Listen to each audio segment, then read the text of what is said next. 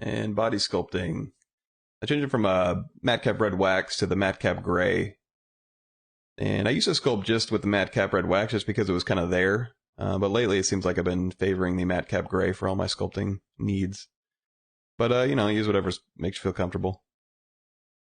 And right now I'm just masking and transposing my old man mesh from part 1 just to kind of have a little bit of fun with his proportions.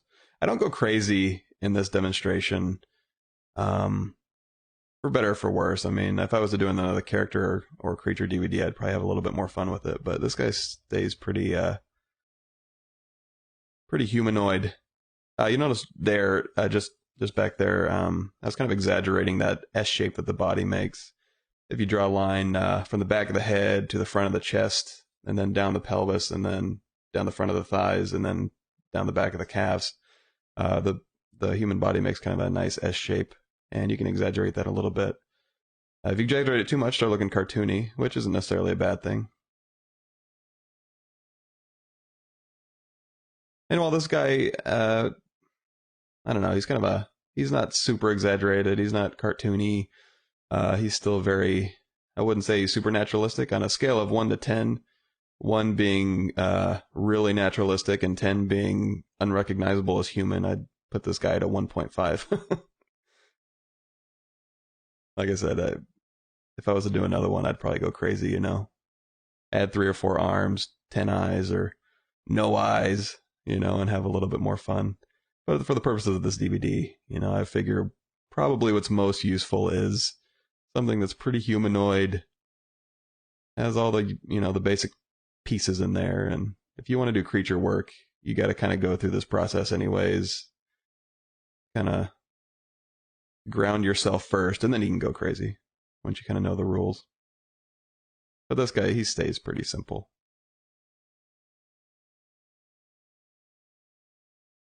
And throughout most of this, I think I end up using just the move and standard brush 99% of the time.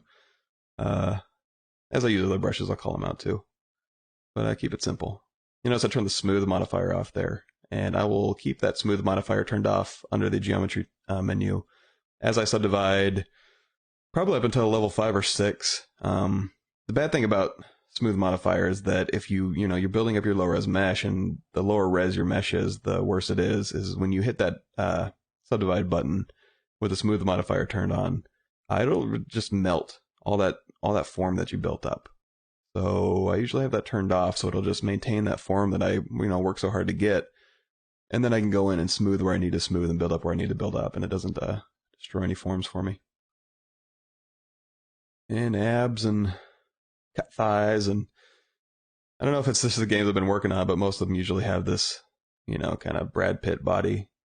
But a lot of times it's actually a lot more interesting to go in and have a little fun with that, and go look at if you need to do a powerful villain or whatever, go look up the world's most powerful man contests, and you can get those big belly guys that are super strong but aren't super ripped. Those are usually a little bit more fun to make. You can have a little bit more fun with those guys. Kind of the all-purpose ripped guy is kind of, I don't know,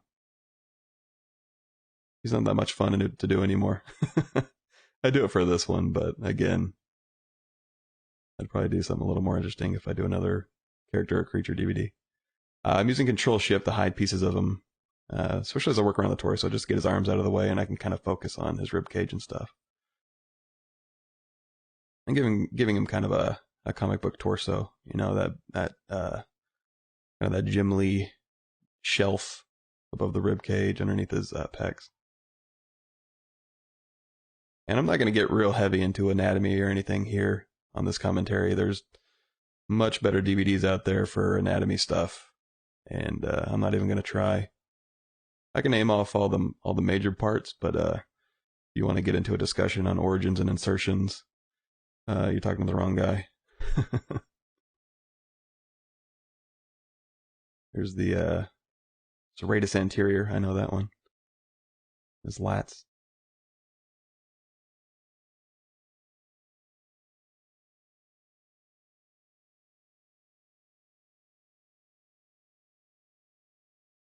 And usually I go along and just kind of build everything in a way until it starts looking right.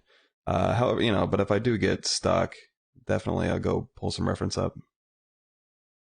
Don't sit there and guess when you can just go and grab a photograph of what you need and get it right.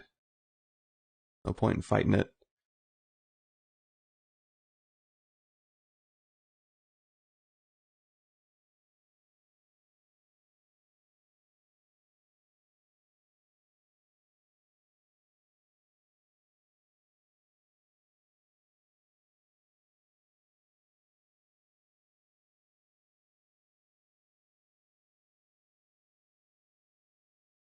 And just modeling the basic facial features. And I know he's going to have big sharp teeth in there, so I'm just kind of leaving it vaguely open. And I know he's going to have teeth coming up from the bottom, so I went ahead and cut little notches into his top lip where they're going to fit. Not quite sure what I'm going to do with the head. I'm just kind of roughing that in. And again, the cool thing about ZBrush is things like ears used to, when I was a student, give me nightmares trying to model all the geometry in, trying to figure that stuff out. But in ZBrush, you bring in a cube and make a beautiful ear out of it. You don't got to worry about edge flow or anything. You can worry about that later if you want to resurface it, but just for sculpting purposes, it doesn't really, bring in simple shapes. It's getting to the point where I try and build as little as possible. It's almost a fun game to see how little I can bring in just to get it to work in ZBrush. I used to hard edge model a lot and really try and build everything I needed and then go into ZBrush and just kind of sculpt a little bit on it. But nowadays it's, if I can do it with a cube or if I can do it with just a real basic shape, that's what I'll bring in. And I bring in as little as I possibly can and just work it out in ZBrush because it's usually 10 times faster and a million times funner.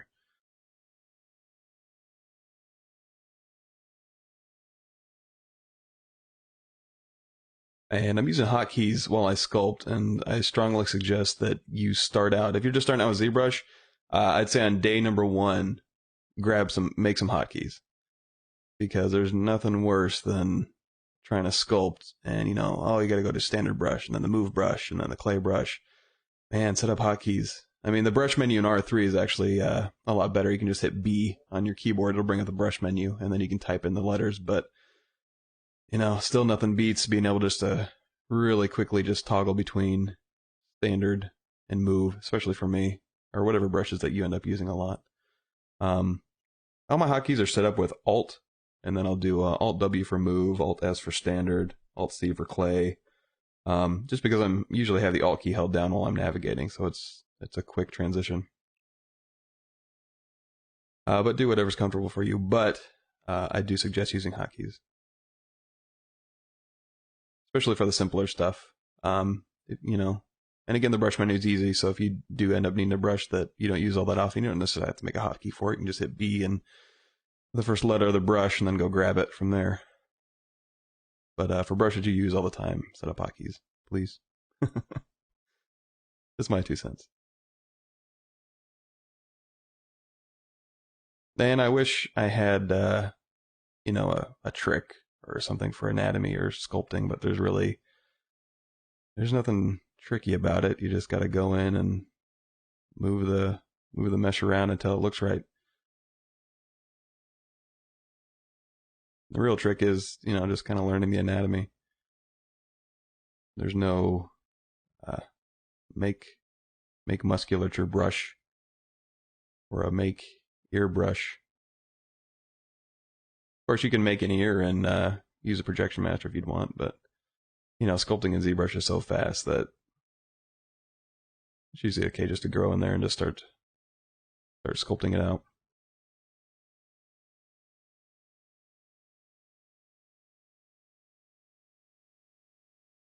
And these are looking vaguely like Arnold legs, so I'm assuming that's the reference I had pulled up.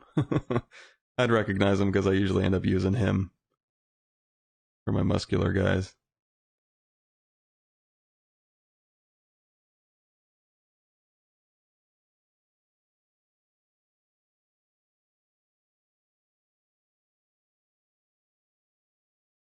And if you notice up in the upper left-hand corner, I'm using R2 and not R3 for this. R3 is probably going to be at the beginning of this DVD, but I didn't have it while I was doing the sculpting stuff. But, I didn't really need anything from R3 to do organic muscle sculpting. But yeah, there's no trim or polish going on in here. Not that there would be anyways, but just saying.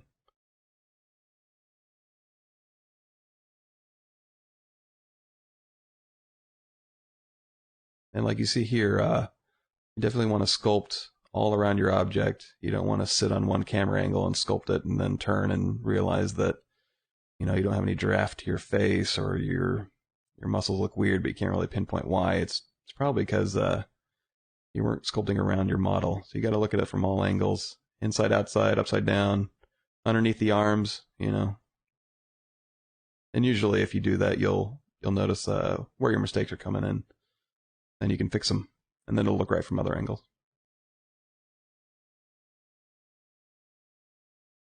Looks like I'm grabbing his teeth.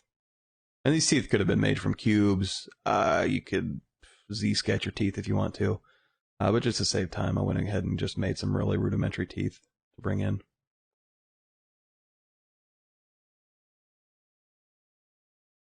And you'll notice there I went into preferences and took off align cursor to surface. For some reason it bugs me when I have that on when I'm trying to use the move brush.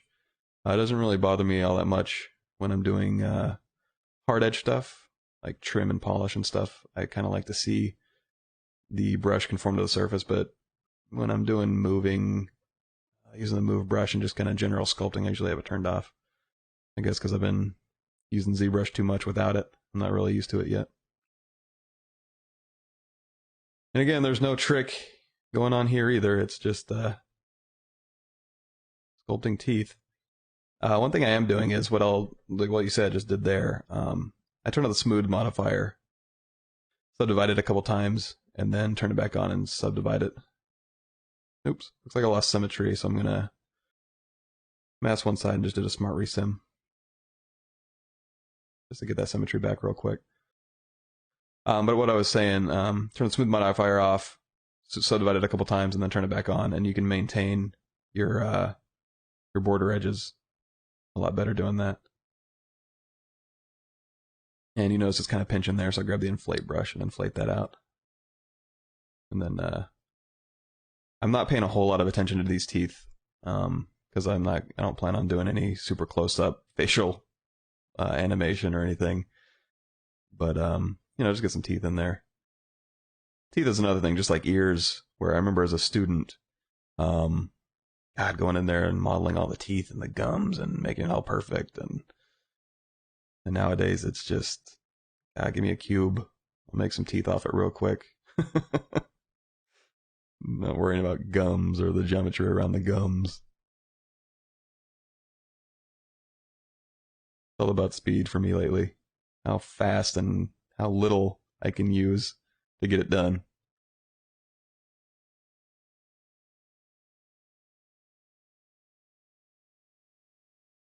Now it kind of looks like he has those Halloween Bubba teeth, but I'll fix that later.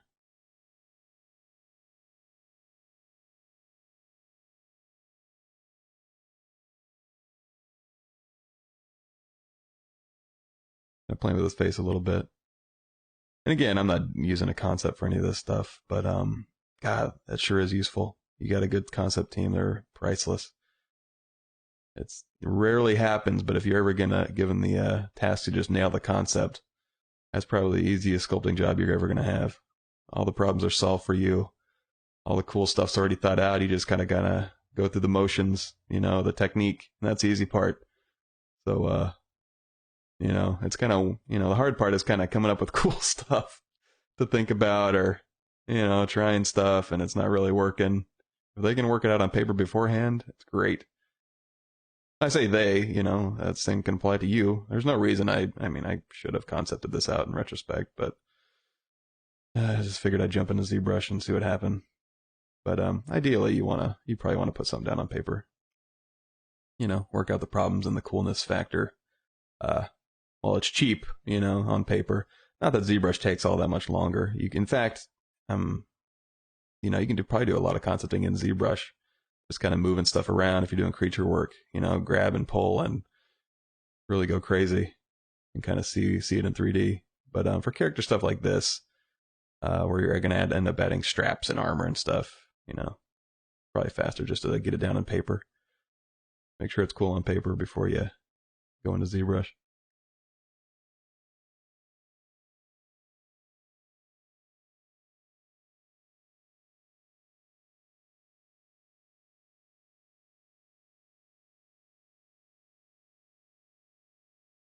And just still building up the anatomy.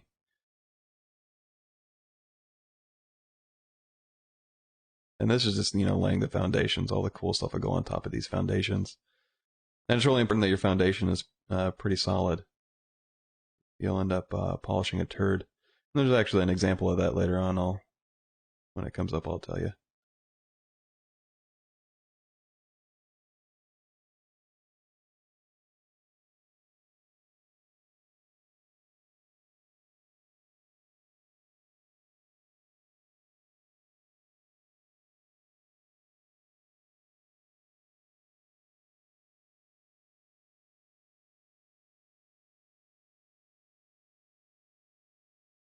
Wish I really had some anatomy theory or anything to talk about, but I really don't.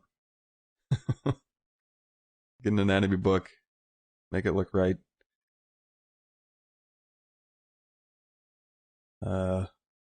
Obliques, I know that one too.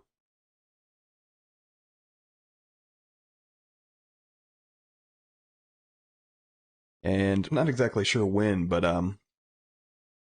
his back ends up looking a little bit busy, and I end up smoothing it out. I'll point that out when that happens. But you know, it's not all about having every muscle super striated. You know, you do want contrast in there. You know, just like anything else in art, it's all about the contrast. It's the thick line and the thin lines, and the deep tucks, and then the smooth surfaces. You know.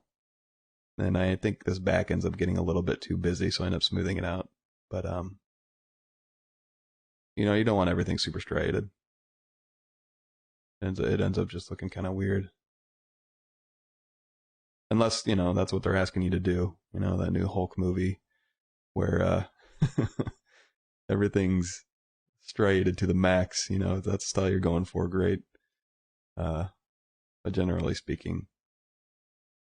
And here's the turd I was talking about. Watching this again as I was going, it looks like I should have stayed on the hand a little bit longer as modeling, but or at least pulled out some reference. I do end up fixing this later, but it kind of bothers me watching it now. His hand's kind of iffy proportionately, and you know, his palm bones are a little short, and his thumb's kind of weird. But you know, make sure it looks right. Ideally.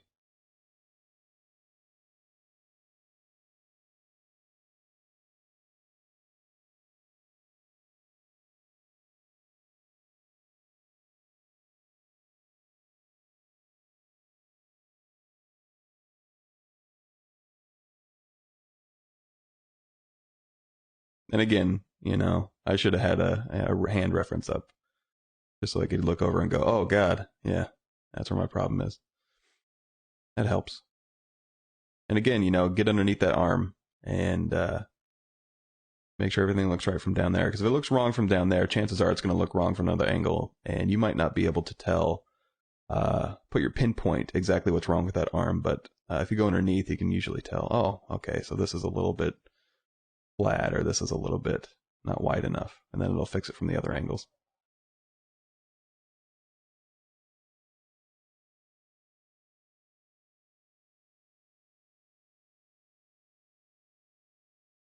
But yeah, if you do end up doing a cannon fodder guy like this, where he's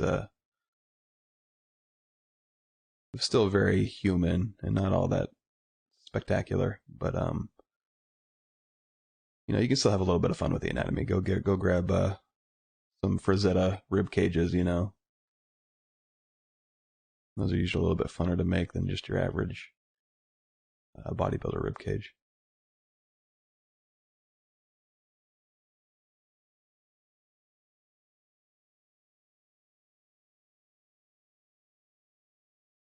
And again, I'm not striating every muscle, so he's still pretty natural. But he does have those deep cuts in the areas where it makes sense. But I'm not going to sit there and draw out every muscle and every line or on his pec or on his shoulder there. Just the masses and because he still does have skin.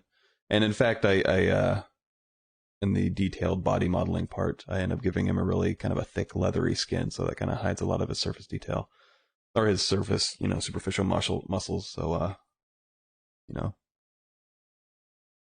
sometimes you can get caught up in over musculaturizing because it's fun and easy to do.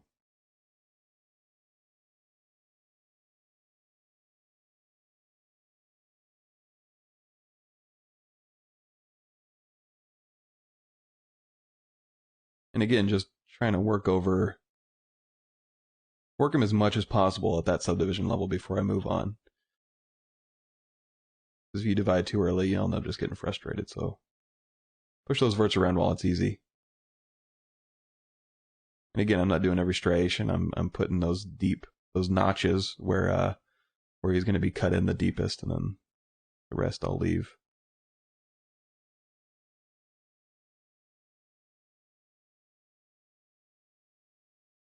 Yeah, that's definitely an Arnold leg. Yeah, I can almost recognize the reference I must have been using.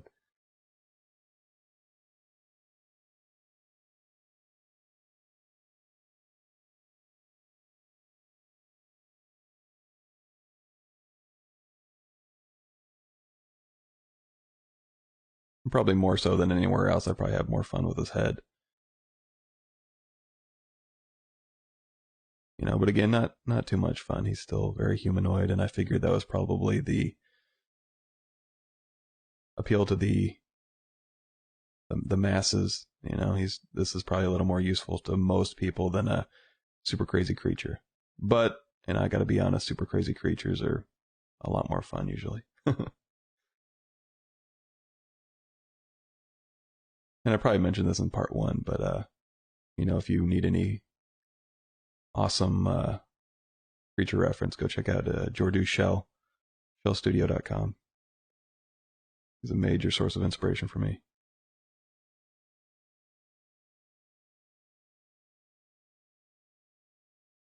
So, sculpting in his face, jaw,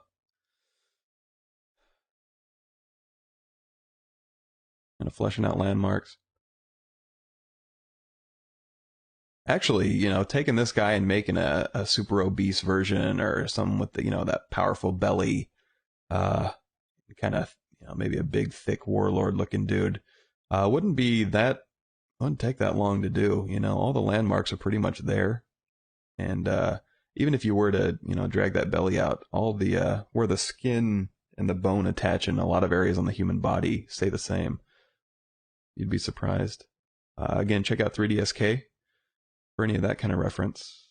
They've got all sorts of people, shapes and sizes.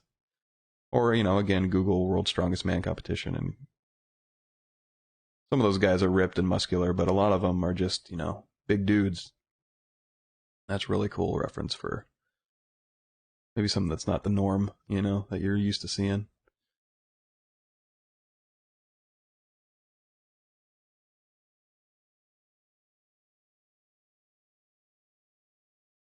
And here I'm still just, kind of going through the motions.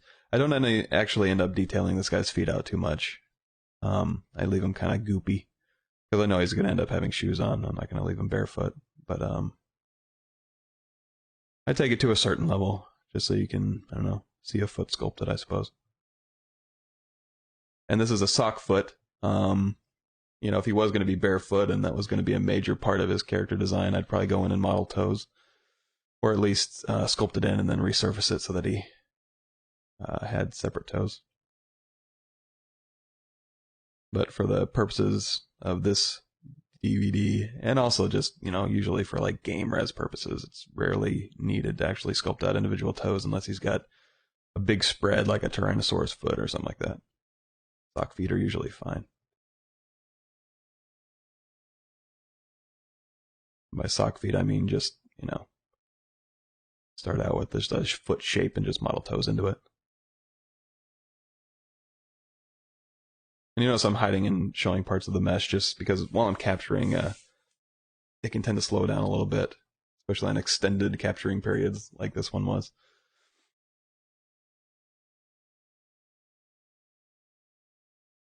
And also it's useful to hide and show things, if you're working on the underneath part of the arm and the foot keeps slipping into your view, go ahead and hide the lower body and we'll focus on that arm for a minute. You sculpting the round obviously, but if something's getting in your way, just hide it.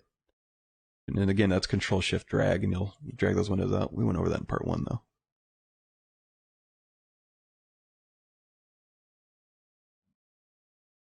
Here's that poop hand again.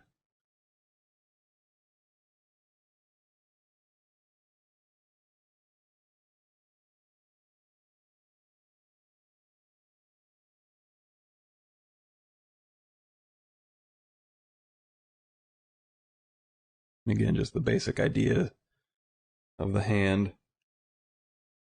And I remember back when I was a student too, doing hands and sculpting in the knuckle wrinkles, or not sculpting in, but kind of getting into the geometry and all that jazz.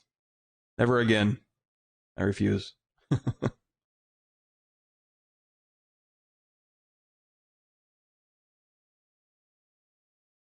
Here I mask out those fingers and then just use the transpose to move the nails out. And the geometry looks a little ugly there, but that can be fixed.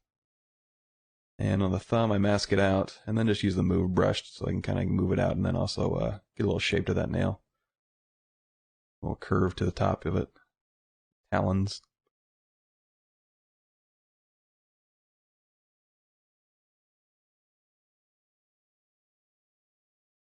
There it is. That's where the back was getting a little busy, and I smoothed it out quite a bit. And I do end up building that up just a tad, his back, but I didn't want a super ripped back. It was getting a little bit much for my tastes for this guy.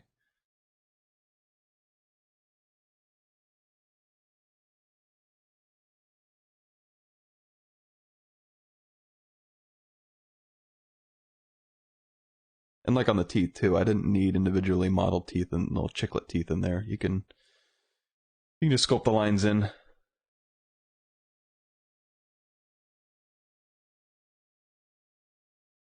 And I'm not modeling a wiener on this guy, but again, 3DSK, I got tons of wiener reference if you need that.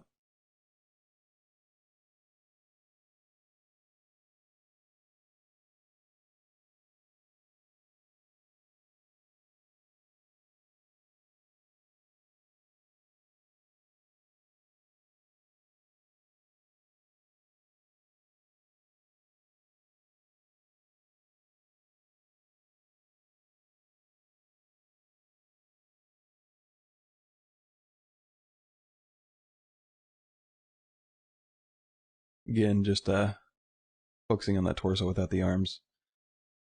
Make sure everything kind of looks right. I don't miss anything major. And again, I'm not super duper concerned about making everything perfect for this guy. Have a little bit of fun.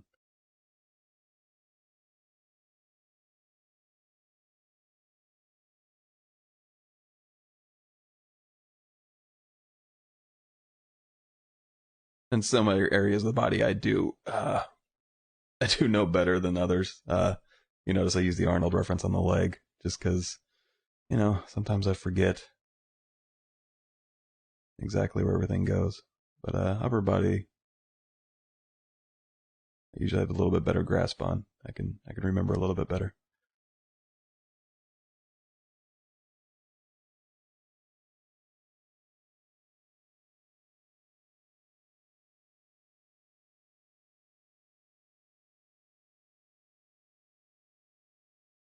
And back under the arm.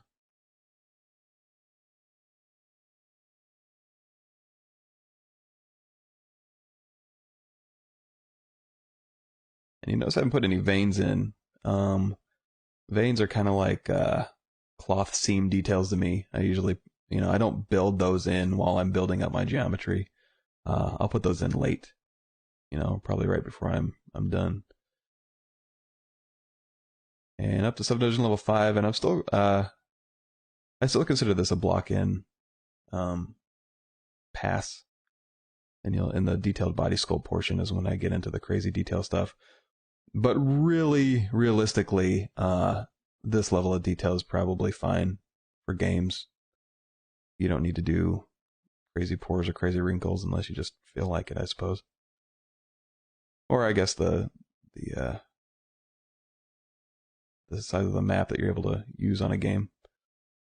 I haven't been able to use crazy huge maps on any of my characters so far, but a lot of that work can end up being done in the texture map. But there's nothing wrong with sculpting it in, I suppose. Make sure it doesn't show up as noise in your final map.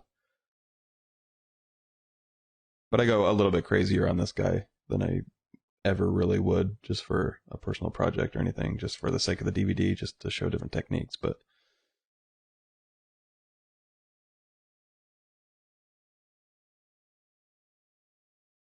and once I get up to the subdivision level, you'll see me using the clay brush more and more, just because it tends to maintain shapes brushed together a lot better than like a standard brush. But I'll still use a standard brush to make those cuts, and then I'll use the clay brush to kind of fill them out. So on most of the sculpting, it's standard, clay, standard, clay. And then I'll use the move brush if I notice anything that needs to be actually, majorly changed or moved from the surface.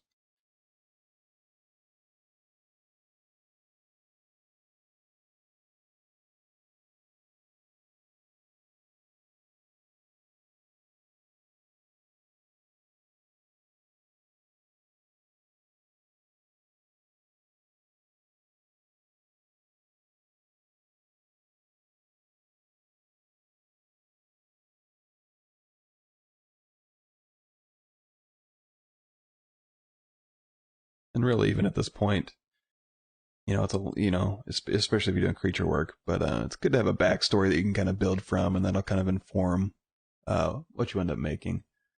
I didn't have a real backstory for this guy, but kind of helps you make certain decisions. When I get into the detailed body sculpting, I do start thinking about, okay, what's this guy? Where's he from? Would he have anything vestigial? I end up making him more of a bat-like creature, so he ends up having kind of a vestigial tail and some weird membranes. But at this point, I'm just kind of sculpting a generic muscle guy, kind of trollish. And yeah, you've seen that a million times before, and I turn him into more of a bat-like creature, which you've seen 999,000 times before, but a little bit different.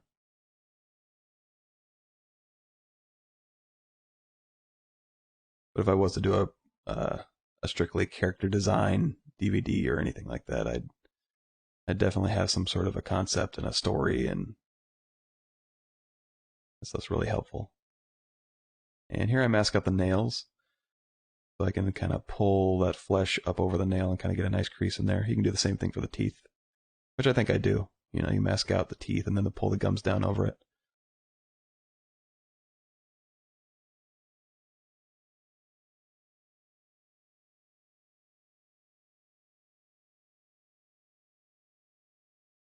That thumb still bothers me.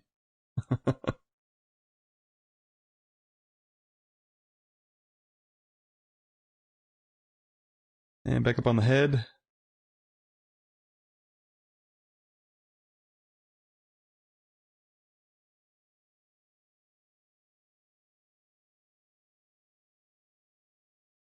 And I'm not really sure what purpose those serve or what those things really mean, but I wanted to add a little bit of more interest to his face that wasn't just purely human-ish dude. So I put some weird holes in his head and figured I'd flesh those out later as to what maybe those could be. Weird kind of knotting going on in his brow. Again, flesh out the ear.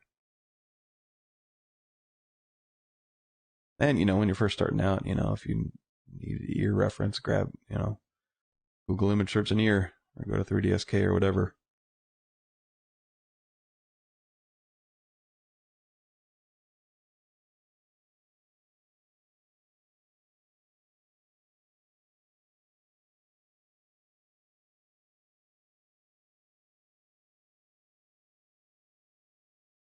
giving him a little bit more interesting musculature on his face and his head, his jowls, you know. You can kind of see the bones coming to the surface, and they're he's kind of got some ropey stuff going on. You know, and the exaggerated lips too.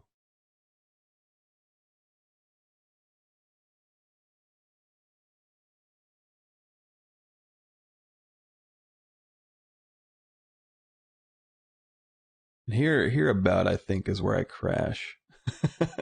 You'll see it. I end up fixing the placement of his teeth, and then they kind of snap back down. So just remember, save often. And this was an R2, which, you know, wasn't unstable, but relatively speaking, R3 is stable as hell. I don't think I've crashed yet on R3, and I've done a lot of sculpting with it since the making of this video. So R3 is awesome. And just refining the teeth. And, you know, like you saw before, you know, you can mask out the teeth, and then they'll pull those gums up over those teeth. Kind of get a nice crease in there. And just like anything else in ZBrush, it's so fun just to kind of make something that used to take quite a bit of time and effort. You can just do it so fast in ZBrush now. I have to go in and model teeth and figure that out and place them just right. Just take a blocked out cube and get her done. You know, you get to spend time where it counts. I think I use the pinch brush to make those teeth. Again, just refining that musculature.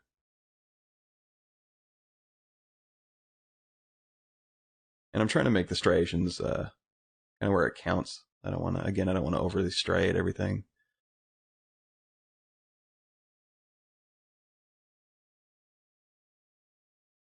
And now I'm starting to put in veins.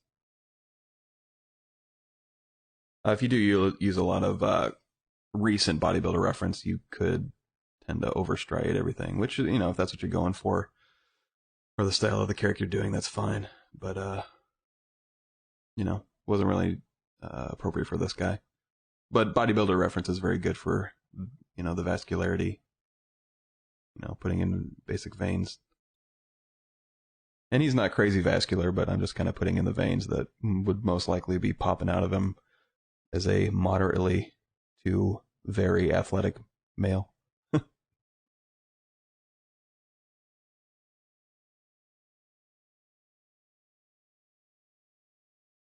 But, you know, he's not roided out. He doesn't have veins popping out all over his body or anything.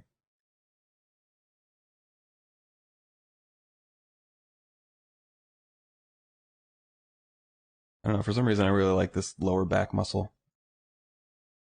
I like making that when I do my characters for some reason. I don't know why. It's cool looking.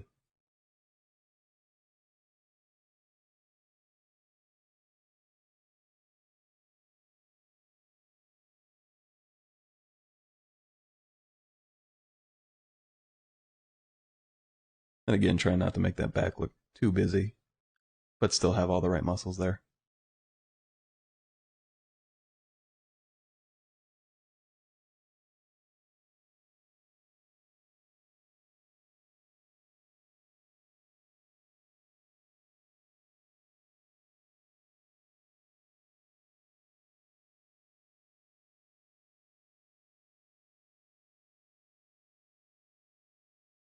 And at this subdivision level, I can't really see it right now. It's probably subdivision level 5 or 6. You notice I just turn the shadows off so I can get underneath the arm. In fact, you could probably go into the render menu and turn off deep shadows if you're having trouble seeing the little pieces here and there that you need to do. But like I was saying, I'm at subdivision level 6, and I'll end up using a lot of the clay brush to kind of brush over forms and kind of make it look like there's more skin on top of it than the real cut up muscles. I turn my shadows back on there. And I did go ahead and detail out the feet just a tad, just for the demonstration, but, you know, I don't get crazy detailed feet. Number one, because just in general, your character's feet probably aren't going to be all that noticeable. You know, unless you're making a flying game and you're back behind the character and his feet are always in your face, then you'd probably want to take a little bit more time. But this guy's gonna have boots on and he's just gonna be running around, probably a first-person shooter type deal. So you don't need to spend a whole lot of time on the feet. Pick and choose your battles, especially in a production setting. Put your time where it counts, and feet really counts. I won't say rarely. Sometimes it doesn't count, but sometimes it does. So again, pick and choose your battles. I'm just using the clay brush to kind of flesh out his face. Standard brush to dig in the detail.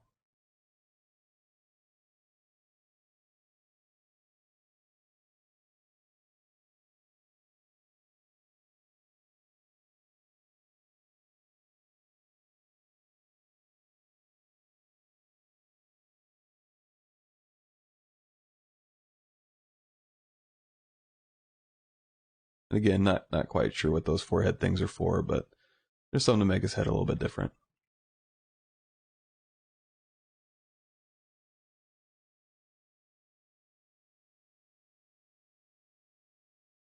Okay, I'm using the mask and move again, kind of get that lid crease.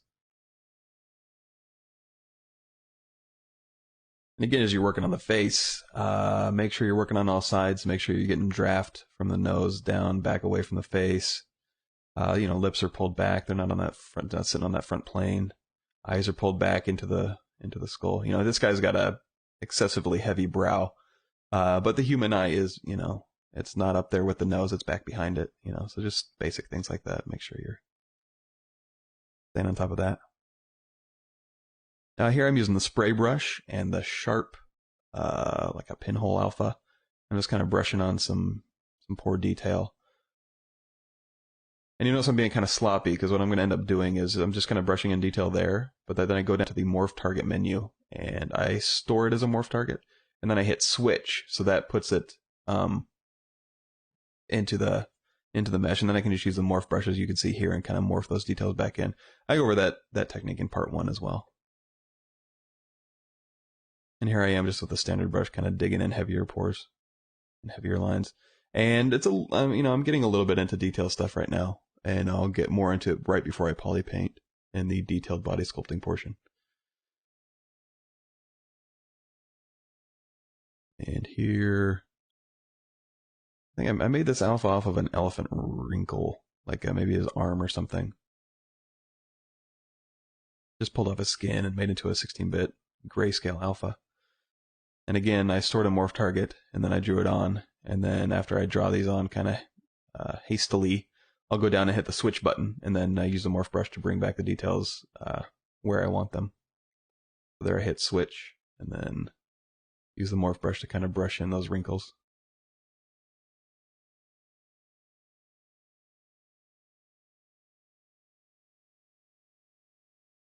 And using brush alphas are good just to kind of come up with those happy accidents. You can brush some big heavy brush alphas on there, and you can kind of, it'll actually kind of, it'll sometimes give you a little bit different direction than you normally would have gone in. So, sort of not against it. You don't have to hand do everything. I kind of prefer to hand do it. Normally I probably wouldn't use these wrinkle alphas, but it is useful to kind of get some of those happy accidents, just kind of brush some crazy stuff on there, drag rect it out, and you never know.